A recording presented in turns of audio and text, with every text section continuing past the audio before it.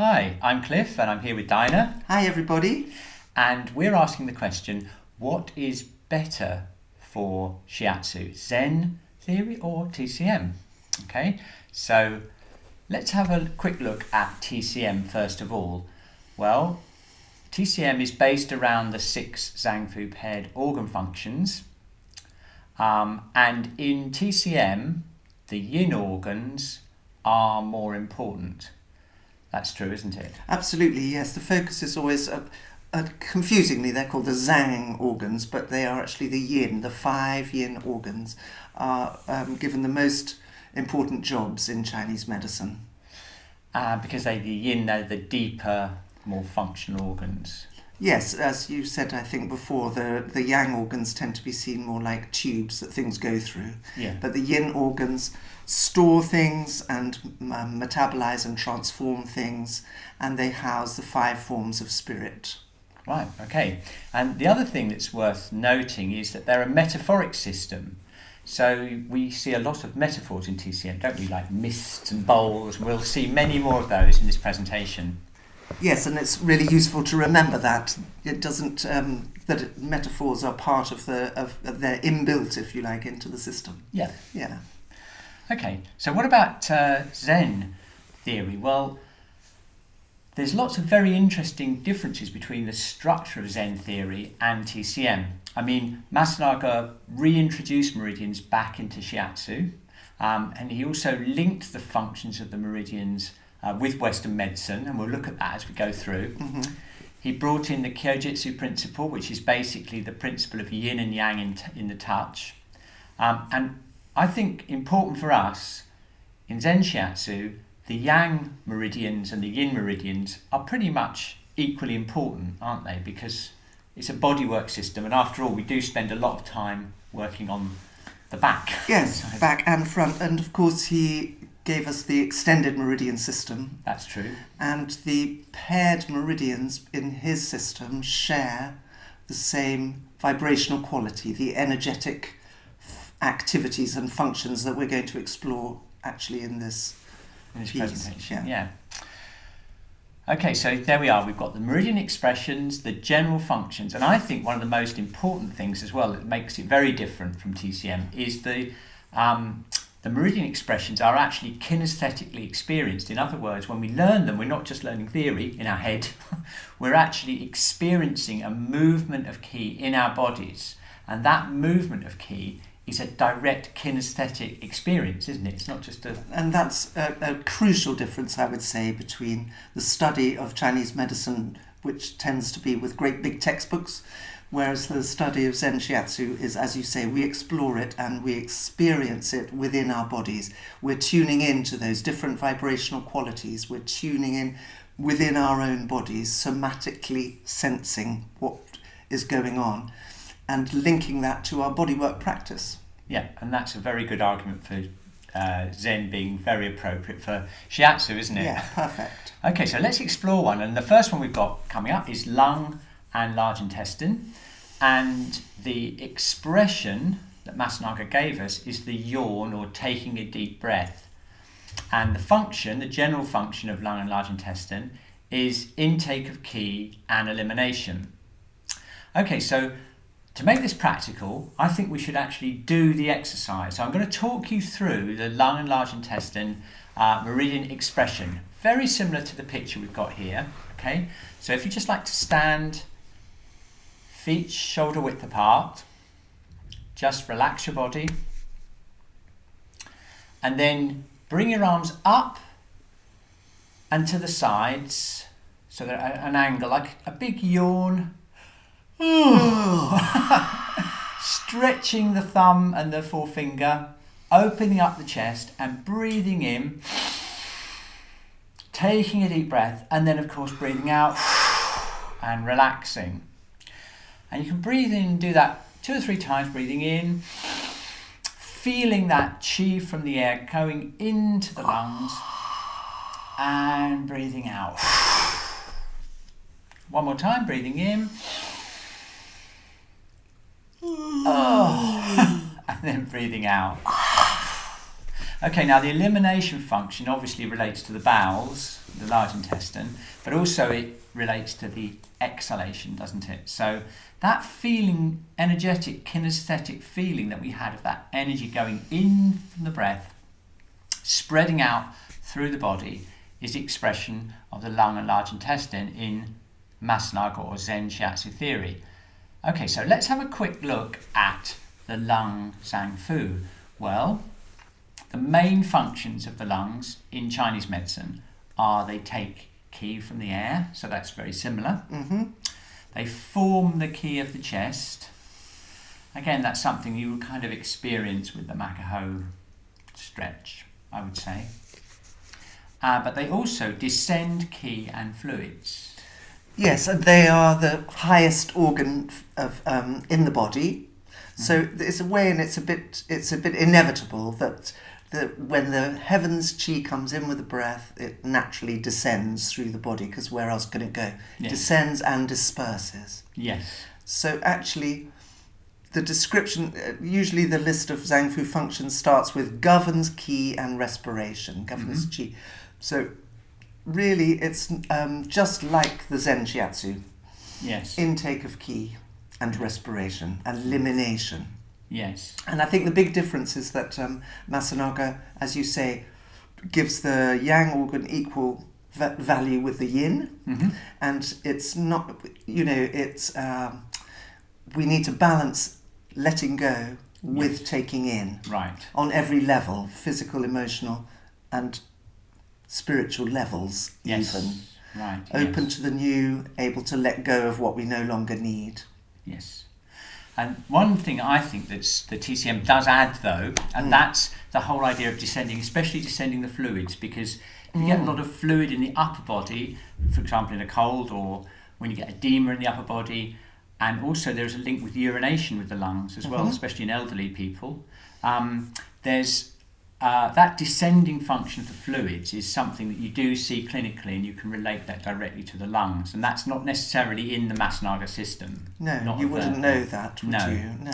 But, interesting fun fact, the bladder meridian on the back of the leg is very close to where Masanaga puts the lung channel. Yep. And the lung channel, you wouldn't expect it to be on the back of the legs, you'd expect it to be near the spleen in the 6 divisions, but actually he's put it right next to the bladder, and I think that is a recognition that the lungs in the lower body are connected to the fluids in the body. Yes, sharing that role of fluid metabolism and actually the descending down through the body. Yeah, so that's really interesting, isn't it? So something to think about. Okay, so now let's go on to stomach and spleen. So the Masanaga function is gathering food, or it can be information as well, depending on what level it's on. Okay, and gathering it's about the intake of that food or information and the digestion, taking it into the body. Okay, so let's try that meridian expression. So if you just like to stand up, shake out, okay, just relax. And then what I'd like you to do is imagine that you're very hungry, and imagine that you've got the most delicious food right in front of you that you'd really like to eat. First of all, just thinking about that food,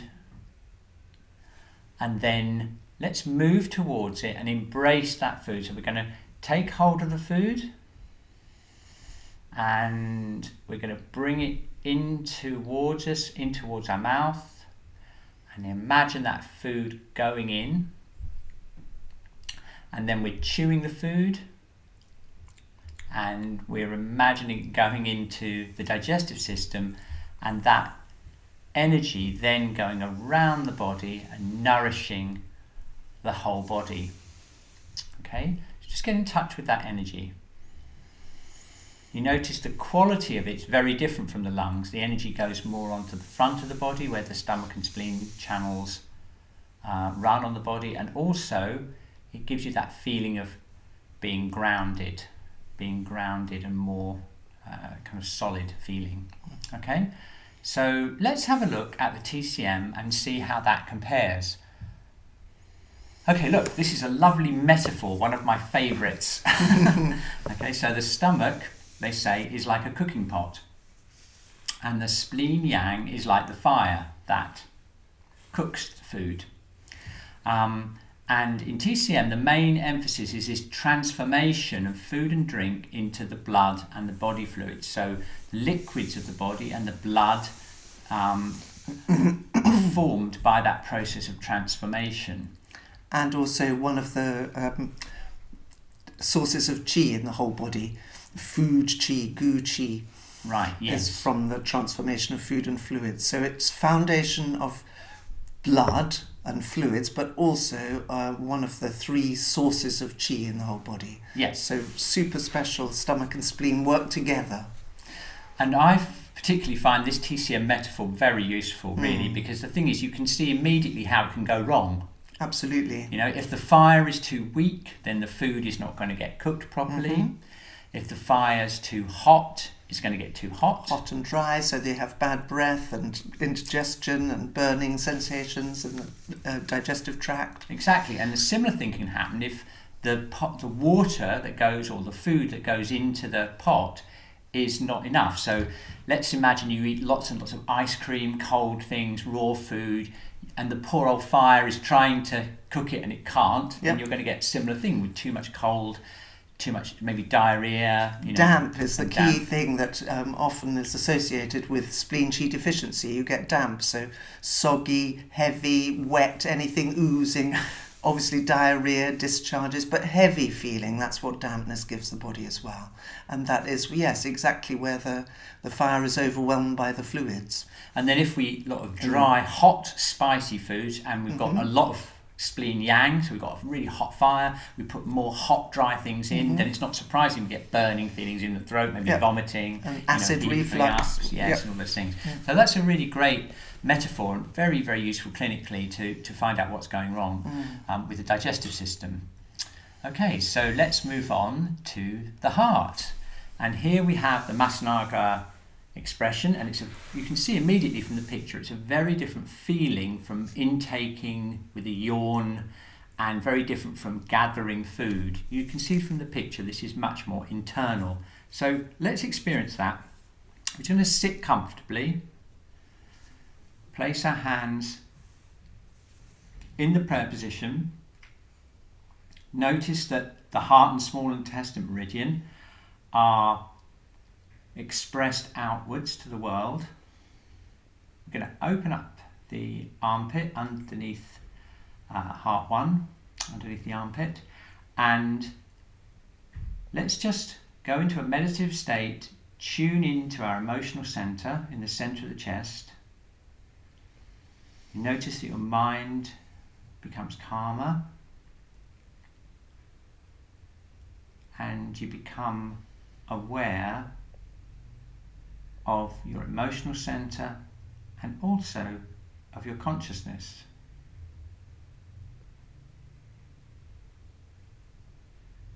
Okay, and then if you just come out of that, open your eyes, shake out. Notice the difference between that and the first 2 expressions that we experienced.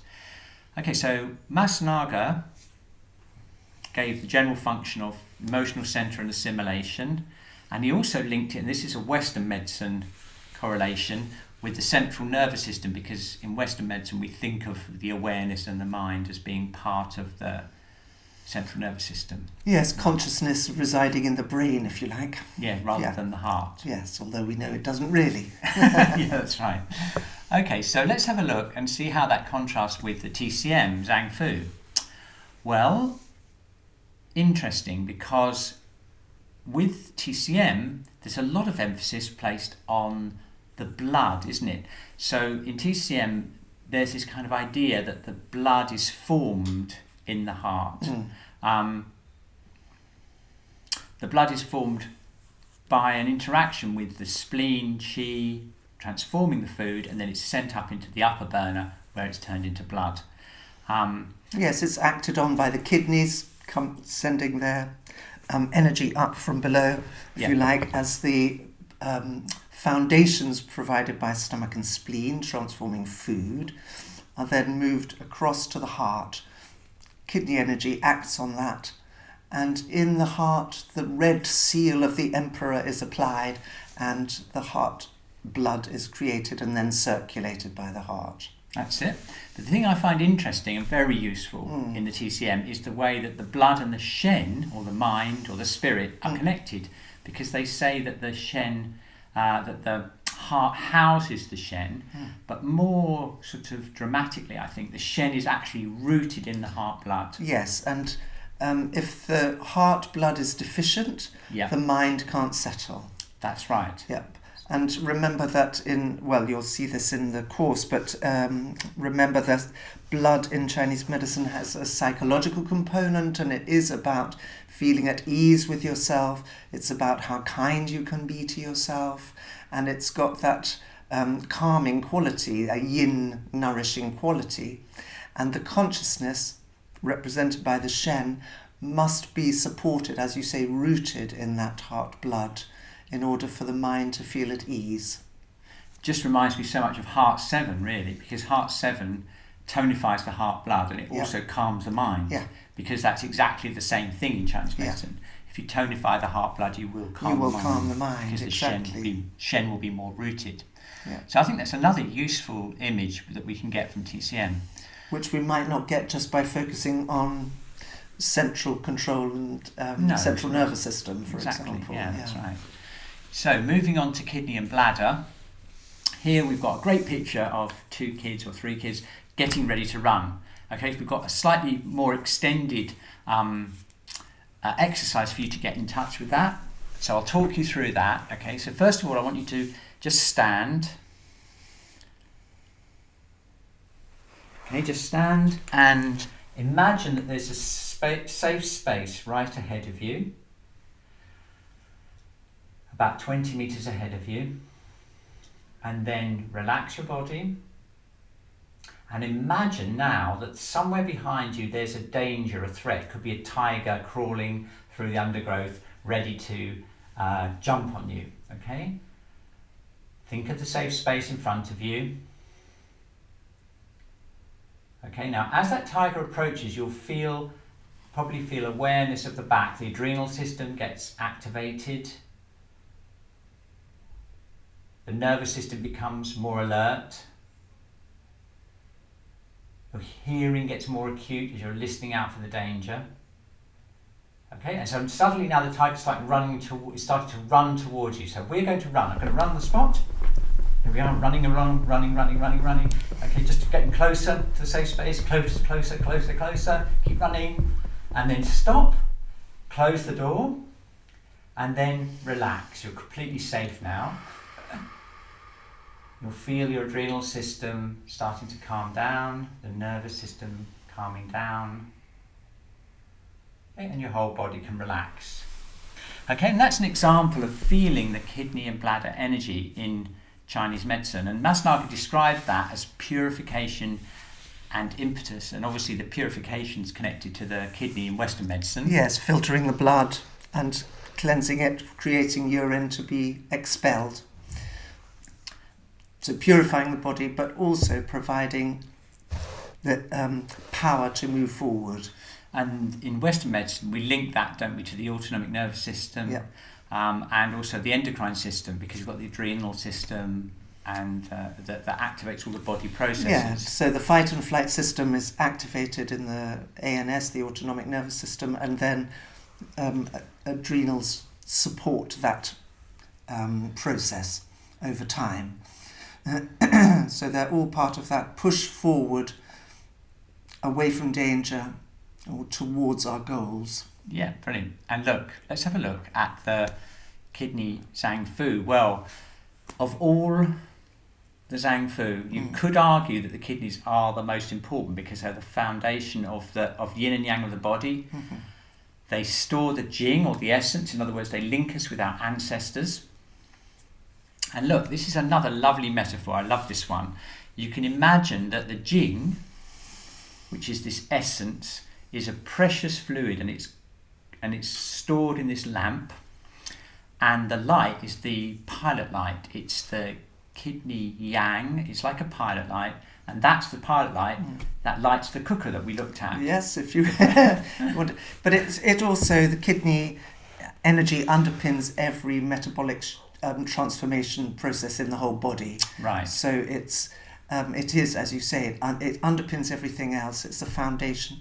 And if you think about it, it's also got this relationship with the evolutionary force of the human race. It's like, where does the Jing come from? It comes from our parents and theirs before them and theirs before them. So this is ancestral qi, Yes. stored in the kidneys, and gives us the power to move forward through this life and through the generations. Yes, exactly. So if you think of that in terms of Masanaga's impetus, it's the impetus that carries us forward in our life process, Yes. from birth to death and from generation to generation.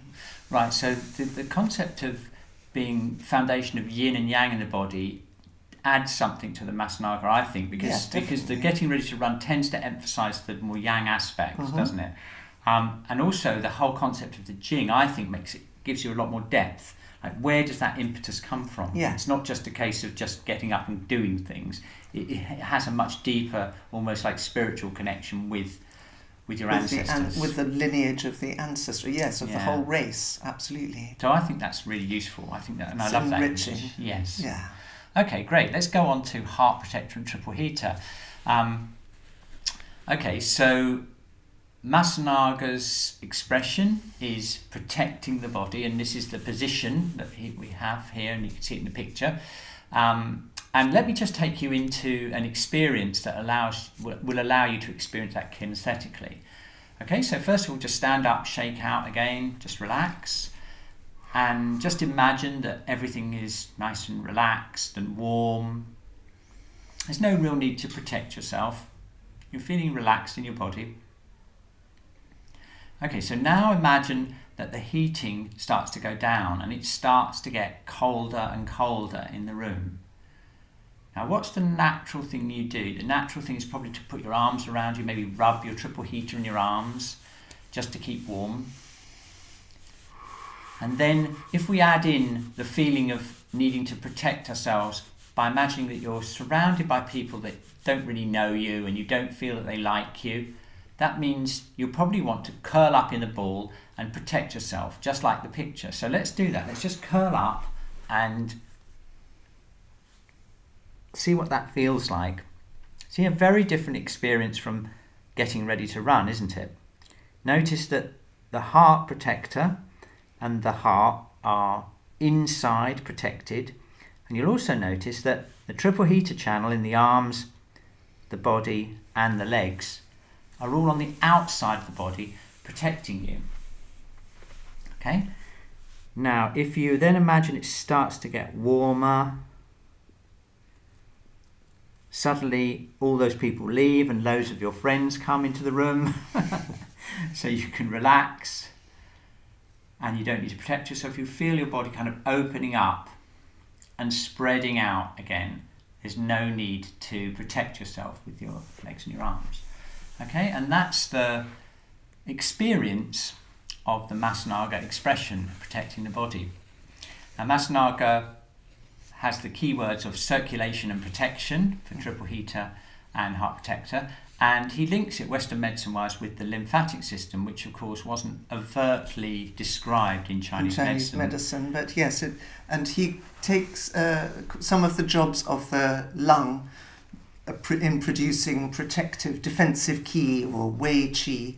Yes. And to support our immune response, he shifts those into a Western medicine understanding of how the immune system works, and via the function of the lymphatic system. Yeah. And so deep circulation of blood and lymph, he links particularly with heart protector, and the peripheral circulation of blood and lymph with the triple heater. So our ability to protect ourselves from external influences and bugs and illness and cold. Yeah, controls the pores and yes, peripheral circulation. Peripheral circulation, exactly.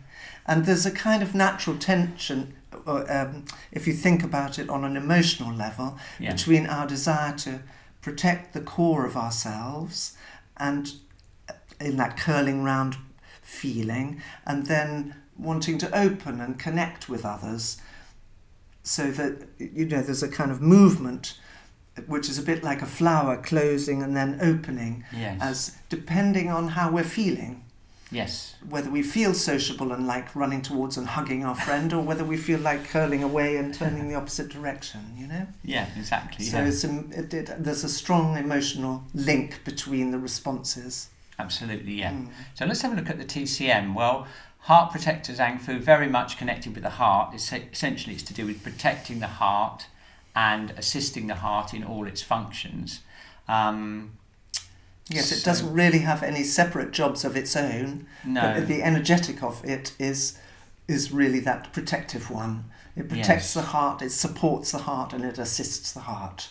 I think that's probably a slight difference between Masnaga and TCM. In most of the circulation functions of the heart are placed within the heart protector in Masnaga theory. In Masnaga theory, that it's more the physical stuff is associated more with the heart protector. So palpitations and arrhythmias and heart issues and circulatory problems more likely. Even insomnia actually is listed in Masnaga theory. Heart protector related. Yes. And of course they are treated via the heart protector by acupuncturists as well.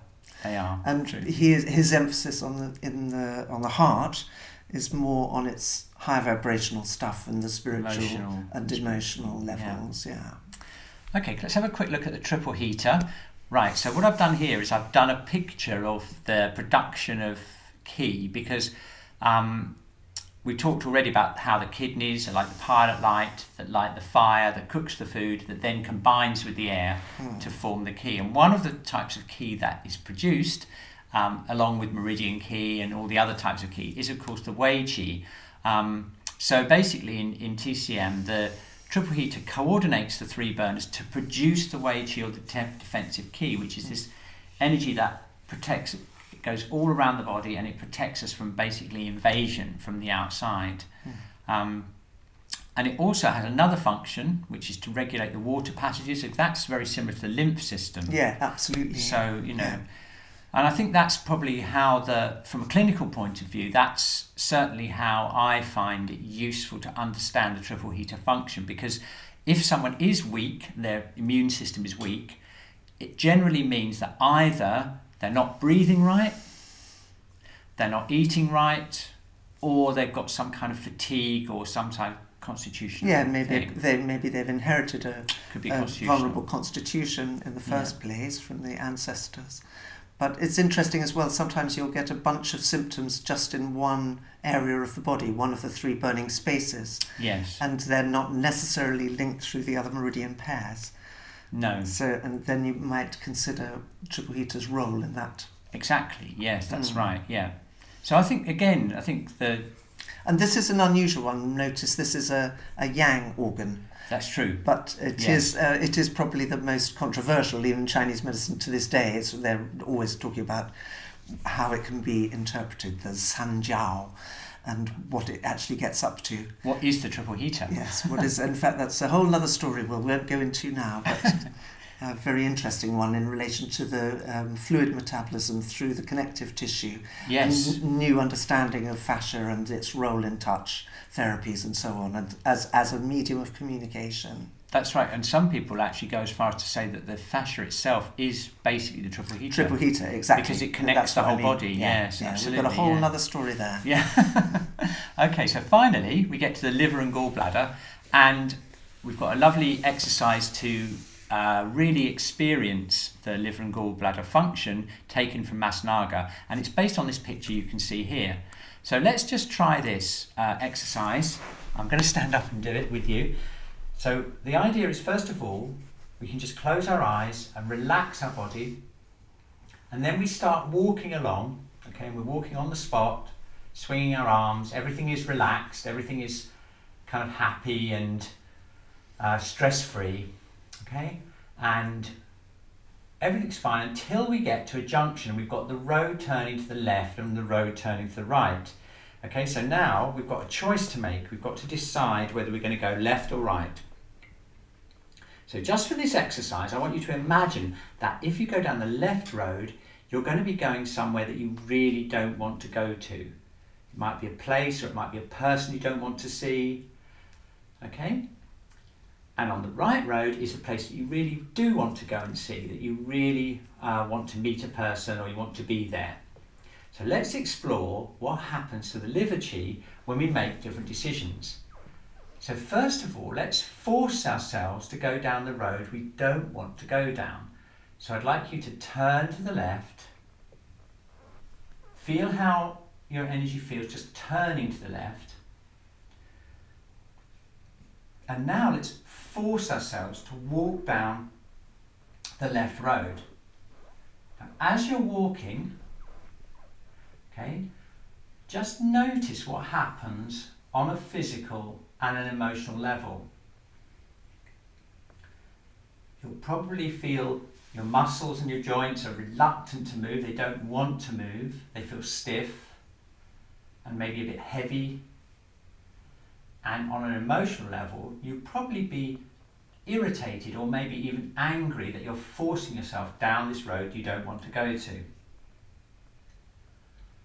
Okay, had enough? I know I have. So let's turn round the other way and we'll face the right road.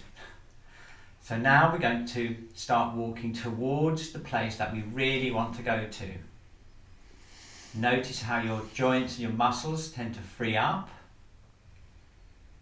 And notice also how your emotions change as you look forward to going down that particular route, that particular road.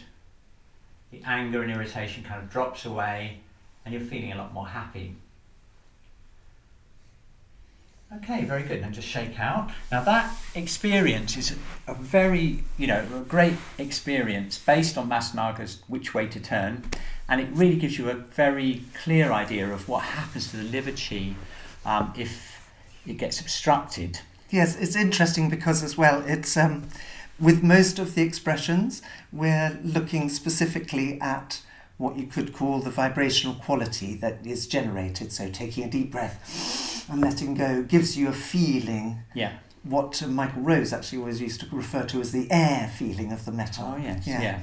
But here, it seems to me that this expression is not just about the positive, it's about the pathology, the negative as well. That's true, yes. It's because when you turn down the left road that you don't want to go, everything tightens and constricts. Yes. I'm terribly aware of my diaphragm, not just my joints. Very interesting. Right. And that's, of course, those are places that liver qi often gets stuck. They do, yeah, that's right. And then when you walk down the happy road, the place where you want to go, it's such a lovely, light, open, swinging feeling, isn't it? That's right, it is, and really gives you a sense of that positive vibrational quality of the free and easy movement that's associated with a happy, well-functioning liver and gallbladder. Yeah, that's it. Love it. So Masnaga had these keywords: storage, detoxification, planning and decision making, and of course that links with Western medicine, doesn't it? Because it stores a lot of nutrients, the liver, Absolutely. And detoxifies. And detoxifies, yep. Yeah. And of course, if you're standing at that crossroads and your liver's not working very well, which way shall I go? It's well represented by that expression, isn't it? Yeah, that's it.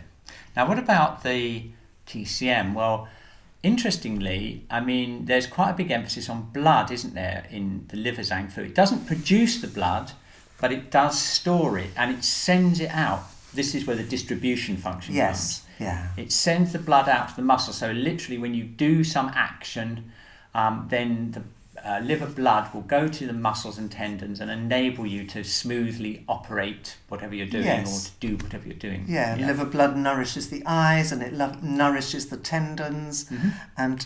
And you'll see when we get to the next slide, when we go back to smooth flow of qi, actually the key jobs of the liver are storing of blood and smooth flow of qi. Mm-hmm. So, and they overlap those two functions really. Yes, they do. Yeah, because they work alongside each other. Blood and qi are like this. They're very close, aren't they? And when the liver qi is stagnated, then it's not able to allow the blood to come and nourish the muscles as you move into activity. That's right. You get stiffness after sitting or after lying down, and then easing with movement. And we see that a lot with menstruation, don't we? The smooth flowing of blood, because the liver is responsible for the regular menstruation. Exactly. So the regularity of the cycle, but also the colour of the blood. Colour of the blood. Whether Yeah. there's clotting, when there's just stagnation, you get cramping pains and you get clotting in the blood. But Yeah. you also will get possibly irregularity in the cycle. Yeah, that's right. So we've got the blood, we've also got the ki. So the smooth flow of ki is expressed in the emotions, the muscles and the joints, and that's something we definitely felt with the Masanaga thing. So again, I think the TCM does add another dimension to it, doesn't it? Yes, and we're going to do this another time, but for me as well, the spiritual aspects in the Zhang Fu, they each yin organ houses a form of spirit, and there's a good example. Liver houses the hun, which is about our life path. Yes, that's right. And if one is frustrated in one's life path, yes, one can end up with liver manifestation of symptoms or whatever, but actually what it comes down to is where you are in your life and where you want to be, and if there's a mismatch. And it can be something much bigger than just having menstrual cramps. Yes, it can be a spiritual. That's true of all of the Absolutely, organs, isn't it? yeah. And that's one of the things I love about it. The enriching opportunity that it gives us if we've got that hinterland of understanding every nuance, well, some of the nuances, maybe not every nuance, of the organ functions from a Chinese medicine perspective. Yes, that's exactly it. It definitely gives you more of a depth, doesn't it? TCM gives you more of a depth behind. You can see where Masanaga got his material from, can't you? Exactly, and that was one of his major sources, was actually he was fascinated by Chinese medicine and researched back into the old texts where the spiritual aspects were more emphasised, not the modern post-war Maoist format, if you like, of TCM. And I know that personally because Pauline directly taught me that from the Masanaga notes that he gave her. And he was obviously aware, and it was exactly that. It was the spirit of the organs. Okay, great. So let's have a summary now. So I think one of the most exciting things about Zen theory is it is a kinesthetic, experiential form of knowledge. It's a kind of knowledge that you have in your body, and that really helps. It's ideal because we're body workers. Yep. Exactly. TCM is a metaphoric system. I think that's got a beauty all of its own. It's very succinct. It's very powerful. It links with people's personal experience, their tummy feeling hot, something that they can experience. And also, healing is often a metaphoric process, so you can actually give advice based on those metaphors. And I find it especially helpful to be able to use the Chinese medicine terminology to help communicate with my receivers. Yeah. I mean, you can take key words from either system if you like, but if you can explain to them what the foundation of yin and yang is like, or the qualities of blood and why they need to rest more, then it gives power to your communication. It really empowers your receivers, and it also helps them understand the value of recommendations. Yes, I think so too. Why they're going to be breathing into their lower abdomen, or why they're going to be stretching along this line. Why do they need to eat a certain type of food? And so on. So very, very useful. I think so, yeah. As well as, of course, we can use points. Yes, the points, of course, because they have often got metaphoric images, Absolutely. haven't they? Like bubbling spring and things like that. Yeah, and we can choose points to use in our treatments, and we can show clients, the Heart 7 you mentioned earlier, wonderful for easy access. They can press that when they're having trouble sleeping or they're feeling agitated. Exactly. Or distressed, That's it. Calming.